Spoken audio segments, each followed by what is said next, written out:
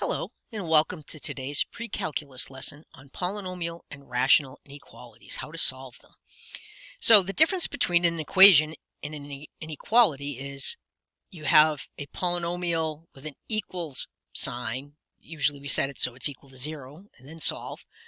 So you're only looking for where is the 0, but when you're asked for where is a polynomial greater than 0, you don't get a set of discrete points necessarily, you get intervals of answers. Same for rational inequalities.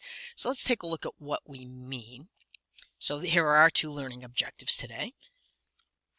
So you have seen inequalities before. These are linear inequalities. X plus 8 is greater than 2. Now if I said x plus 8 equals 2, you would have had one number, x equals negative 6 is your answer. But because there's a greater than, I get x greater than negative 6, and any number larger than negative 6 will make my inequality true. Here, x minus 7 less than 0, so you add 7 to both sides. Now, this is good that we've done this before, but actually this tends to confuse us, because here we solve them just as if that were an equal sign. When we have a higher degree than a line, something degree 2, a quadratic or higher, or we have a rational function, we cannot simply solve for where each factor is greater than or less than whatever we're asked for. We have to use an analysis technique that takes into account how the factors behave with each other. Because if you have 3 factors and 2 of them have negative signs, are negative at a particular number, then your whole expression is negative at that value. So you have to look at your whole expression is positive. You have to look at the combination of the factors and what signs they create. So when we did absolute value inequalities, you actually had two solutions. X plus 2 greater than 5 means whatever's in here, so x plus 2 greater than 5 means the difference between x and negative 2, because x minus a negative 2 would be 5. So if that's my negative 2, is greater than 5, so more than 5 away. So if I go to negative 7 here, this going down there will be my solution. And then negative 2 plus 5 would be a 3.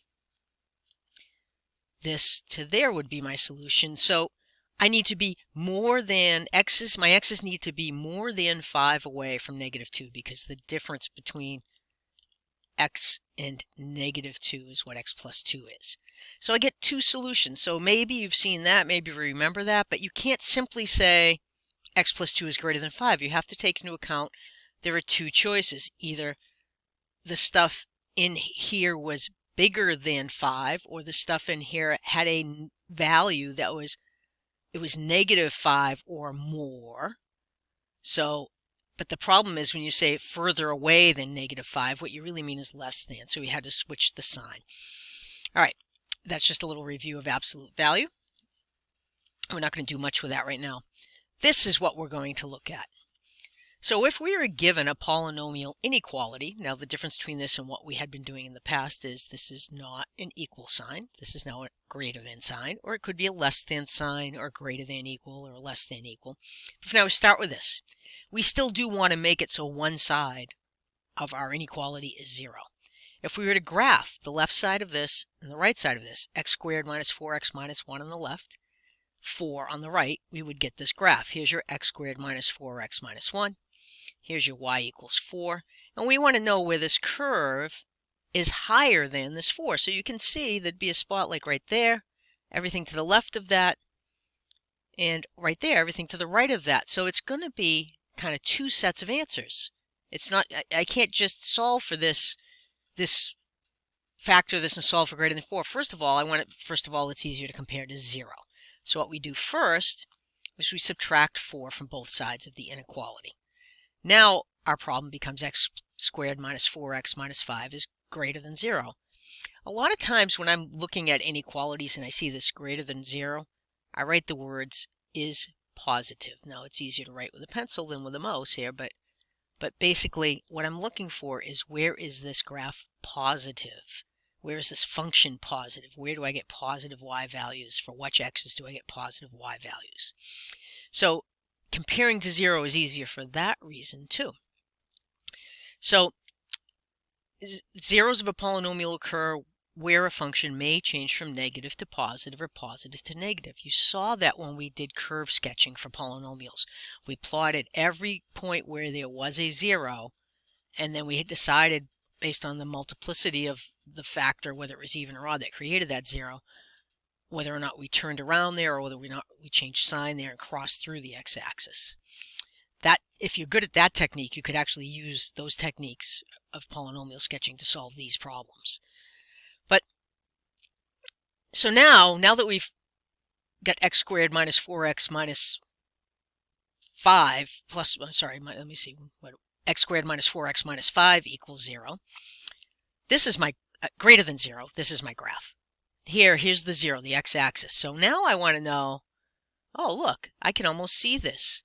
This is a -1, so it looks like when x is less than -1 or when x is more than 5, my graph is above the x-axis. So I know that should end up being my answer. And if you're good at sketching quadratics, you could actually solve the problem this way. We do use this kind of technique, only I'm going to introduce the idea of something called a sign chart. Instead of sketching the polynomial through the zeros, you're going to mark the zeros on a number line, and you're going to make test points. Kind of similar to what we looked at, we didn't look at it this way before, but we could have.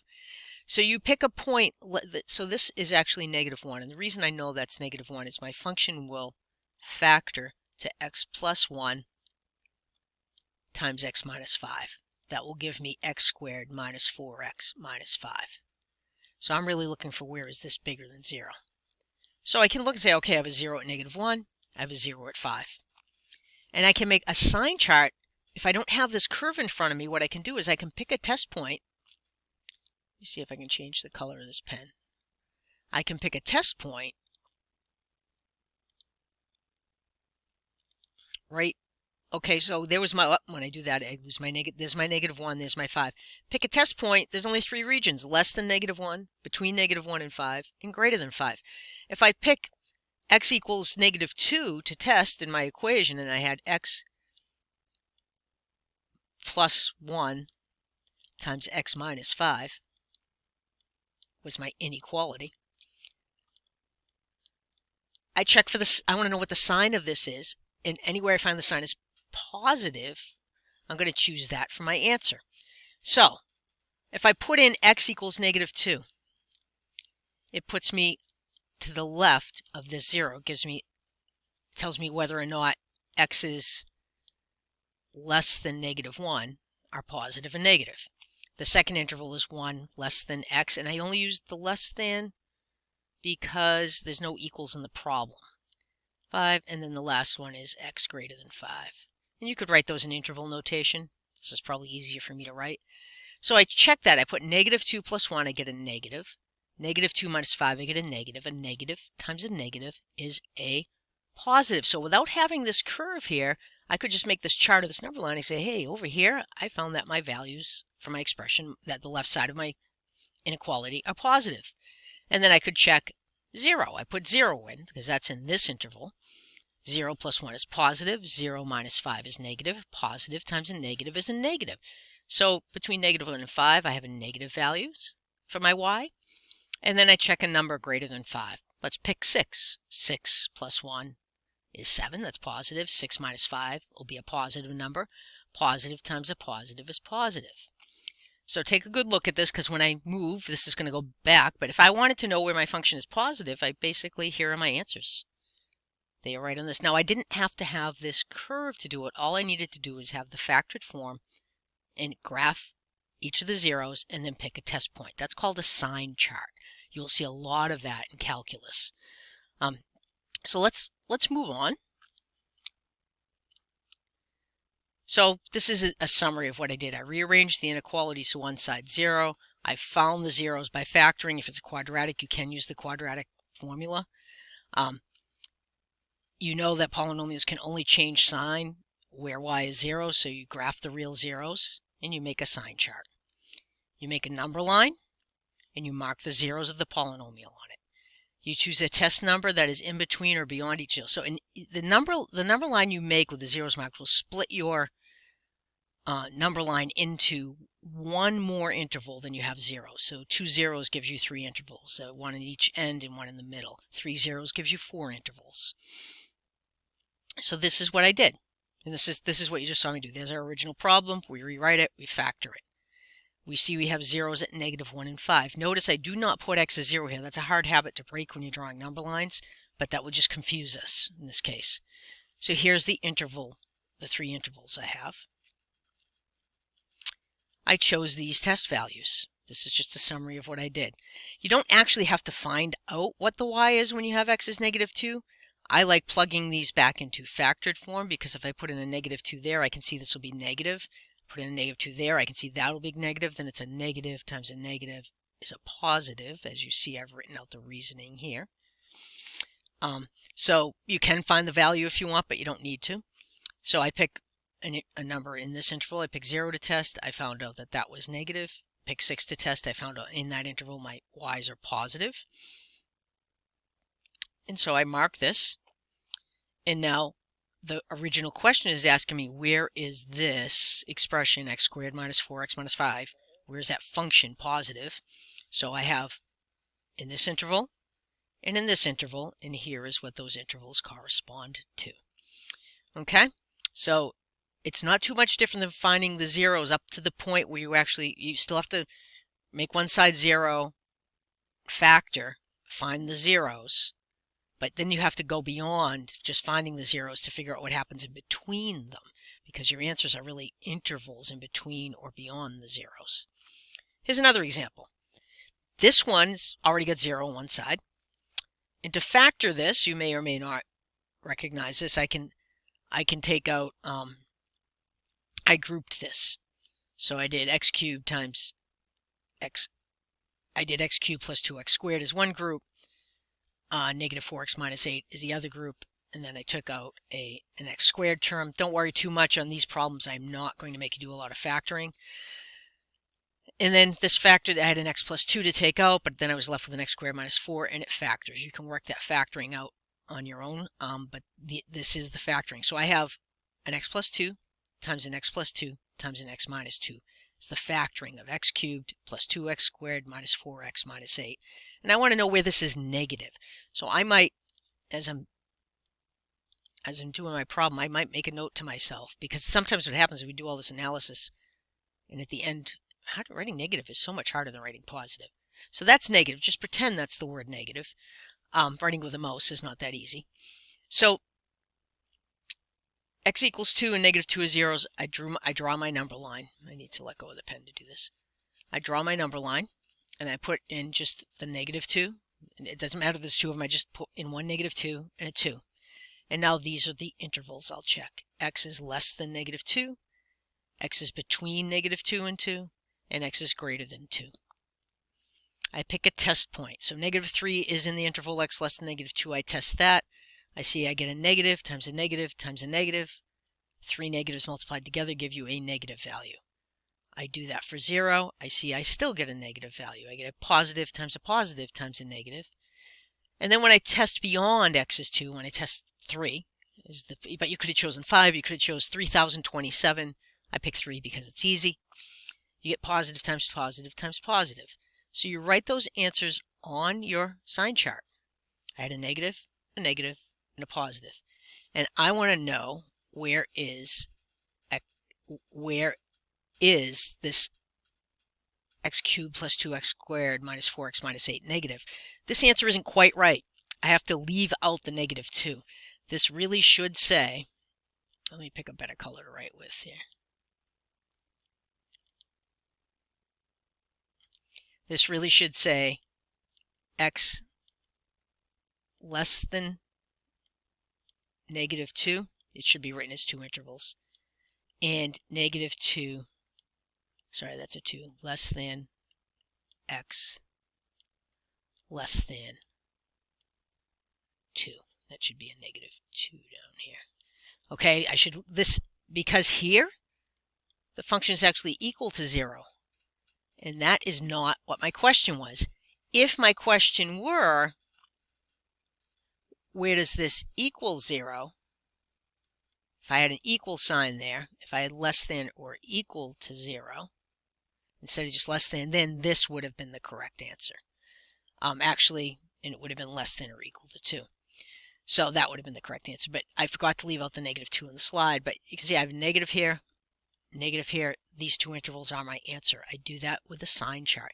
Now, if you knew how to sketch your polynomials, you could do this. You could sketch your polynomial. You could say, okay, my end behavior is like positive x cubed. So I'm going to go down here. That end is going to go down there. This end is going to go up here. Oh, I see my -2 when I went back to my factored form. That was from the x plus 2 factor. That happened twice, so I'm just going to turn around and come back. And now you... Oh, wait a minute. I did that wrong.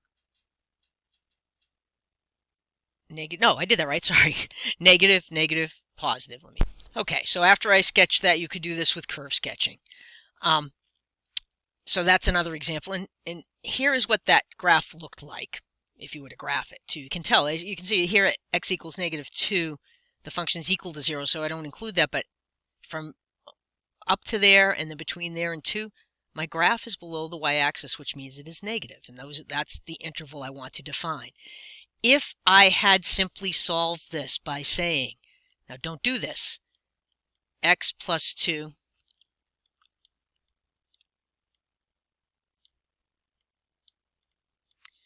to greater than 0, I'm sorry, less than 0.